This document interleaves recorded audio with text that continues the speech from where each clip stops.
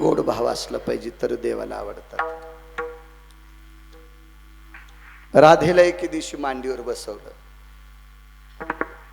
राधेला थोडासा राग आला आई साहेबाला. बाबा थोडा नाही राग आला. आई साहेबांनी वैकुंठ सोडून आई साहेब खाली आल्या. त्या जाग्यावर आई साहेब आल्या त्या जाग्याला दिंडीरवन म्हणतात. आपण आपल्या भाषेत त्याला जुनी रुक्मिणी म्हणतो. कोणीकडे उतरला तर जुन्या रुक्मिणीकडे खोली केली, त्याचं दिंडीरवर नाव. तिथं आल्या. महाराज भांडण मिटवायला दर्जेदार लोक लागत असतात. भांडण मिटवायला दर्जेदार लोक पाहिजेत तर भांडण मिटत असते. कधी कधी पंढरपुरातल्या मालकाला 7व्या अवतारातलं भांडण मिटलं नाही. वालीचं सुग्रीवाचं एकाचा काटाच काढा मालकानं नाही मिटित आलं. भांडण मिटवायला दर्जेदार माणसं पाहिजे.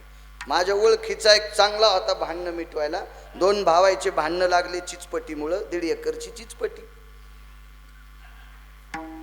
भांडण मिटवायला गेल्यावर त्यानं सांगितलं बाबा मरूस तर बाबाला मी सांभाळलंय.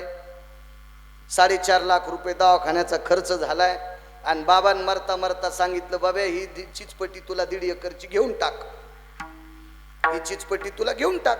आणि तुम्ही कार्यकर्ते माणसं आहेत मिटवायला बोलले ही तुम्ही मला 1.5 एकरची चिचपटी द्यायला पाहिजे.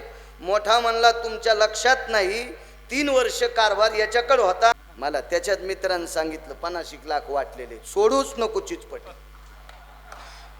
मी घरी गेल्यावर मी म्हणलं जिजा असं कस काय. तुझ्या ध्यानात नाही यायचं मिटल्यावर आपलं कसं दाखायचं. हे कव्हा बी असेच पाहिजे. गळफांदीच्या आंब्यावानी खुडीत येईन, हातानं घेता येईन. कावळा गेला तरी बसला की हालायलाय. आणि नुसते गळफांदीच्या आंब्यावानी असे लोंबकाळलेलीच पाहिजे. चिचपटी इकावाच लागावा. मह्याच शेजारी मीच घेतो. असे नालायक भांडण मिटवायला असल्या मिटत असतं वे. भांडण मिटवायला महाराज 6व्या क्रमांकाचा संन्यासी, 6व्या क्रमांकाचा संन्यासी. आणि काशीतल्या मालकाने आरक्षित केलेला भजन्या.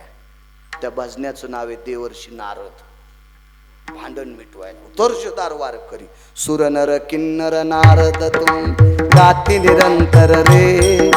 सुरनर किन्नर नारद तुंबर गाती निरंतर रे. माधवा मुरली मनोहर रे. माधवा मुरली मनोहर रे. माधवा मुरली मनोहर रे.